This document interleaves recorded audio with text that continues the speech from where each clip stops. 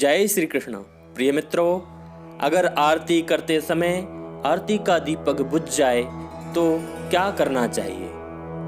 तो हम इस प्रश्न का उत्तर इस वीडियो के माध्यम से आपको बतला रहे हैं कि आरती का दीपक बुझना एक अशुभ संकेत देता है। यानी आरती करते समय अगर दीपक बुझ जाए तो एक अपशगुन माना जाता है। इसलिए आरती करते समय हमें बहुत सारी चीज़ों पर ध्यान देना होगा कि आरती का दीपक ठीक से बना है, उसकी बत्ती सही से है, या फिर उस दीपक में घी पर्याप्त है या नहीं है। ये सब चीज़ हमें उस दीपक के विषय में सोचना होगा, क्योंकि अगर वो दीपक बुझ जाता है तो बहुत बड़ा अपशगुन माना जाता है और यह एक अशुभ संकेत माने जाते हैं। इसलिए आरती करते समय शास्त्री भी यही कहते हैं कि दीपक को अच्छे से बनाएं, उसके बाद अच्छे से आरती को घुमाएं। उल्टी आरती को घुमाना भी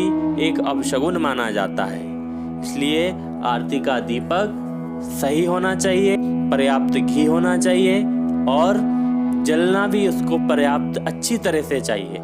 अगर वो कम जल रहा है और अगर आप आरती करेंगे तो वो हवा में बुझने के उसके जो है चांस रहेंगे। इसलिए आरती का दीपक बनाते समय हमें अच्छी तरह उस दीपक का ध्यान देना होगा, क्योंकि अगर आरती करते समय वो दीपक बुझ जाता है तो कई सारे अशुभ संकेत हमें मिलने लगते हैं। हो सकता है हमसे कोई त्रुटि हो गई हो या फिर हमसे कोई ऐसी भूल हो गई हो। ऐसा होने पर हमें सर्वप्रथम आरती के बाद भगवान से क्षमा प्रार्थना करना चाहिए, यानी क्षमा याचना कर लेना चाहिए कि हे भगवान, जो आरती का दीपक जो है वो बुझ गया है, इसके लिए हम आपसे क्षमा प्रार्थना कर रहे हैं। ऐसी त्रुटि कोई हमारी पूजन में हो गई है या आपकी आराधना में हो गई है या आपकी सेवा में हो गई है, तो इस प्रकार की त्रुटि को क्षमा करें भगवान।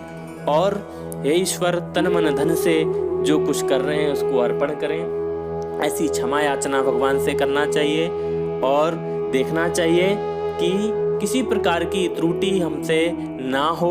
ऐसी त्रुटि जो हम आरती करते समय आरती को धीरे धीरे बहुत आराम से ओम आकार में हमको आरती करना होगा, तो वो बहुत ही आराम से करें, क्योंकि अगर आप तेज करेंगे तो हवा में दीपक बुझ सकता है, हो सकता है वह दीपक गिर सकता है। घर के बच्चे अगर आरती कर रहे हैं तो घर के कोई बुजुर्ग लोगों को हाथ से पकड़कर आरती कराना चाहिए, क्योंकि बच्चों को आरती करते समय कभी कभी ऐसा होता है कि वह दीपक को गिरा देते हैं या उनसे आरती बुझ जाती है। तो ध्यान दें, आरती करते समय बच्चों को आरती अपने हाथों से कराएं और अच्छे से आरती करें, ध्यान पूर्वक आरती करें, जिसमें कोई किसी प्रकार की त्रुटि ना हो। और आरती करने के बाद क्षमा प्रार्थना करना चाहिए। पहले आरती से हमको आरती का गंधक्षत पुष्प आरती को अर्पण करना चाहिए। भगवान की दीपक ज्योति परम ब्रह्म, दीपक ज्योति जनार्दना, दीप हरतु मैं पापम, शांत दीपम नमस्तुते, ऐसा मंत्र बोलकर उस दीपक को नमस्कार करें। नमस्कार करने के बाद भगवान को अर्पण करके उस आरती को सभी लोगों को ग्रहण करना चाहिए। और आरती ग्रहण करते समय हमें ये भी ध्यान देना चाहिए कि हम आरती ग्रहण कर रहे हैं तो बिना द्रव्य के आरती ग्रहण कभी नहीं करना चाहिए। अगर आप बिना कोई द्रव्य के आरती ग्रहण कर रहे हैं, जिससे आपको घर में दरिद्रता आएगी। इसलिए जो सामर्थ्य बने आपसे, उस सामर्थ्य के अनुसार उस आरती में चढ़ाना चाहिए। एक बात और ध्यान में रखना चाहिए, जब हम आरती की थाली बना रहे हैं, सर्वप्रथम उस थाली को धुला हुआ और साफ सुथरा होना चाहिए। यानी घर में ऐसी थाली को आरती कभी ना करें जिससे हम खाना खाते हैं या अन्य कार्यों में उसका प्रयोग करते हैं। आरती की थाली स्वतंत्र होना चाहिए, अलग भगवान की होना चाहिए। और उस थाली में हम आरती करते समय सबसे पहले एक स्वस्तिक बनाएंगे।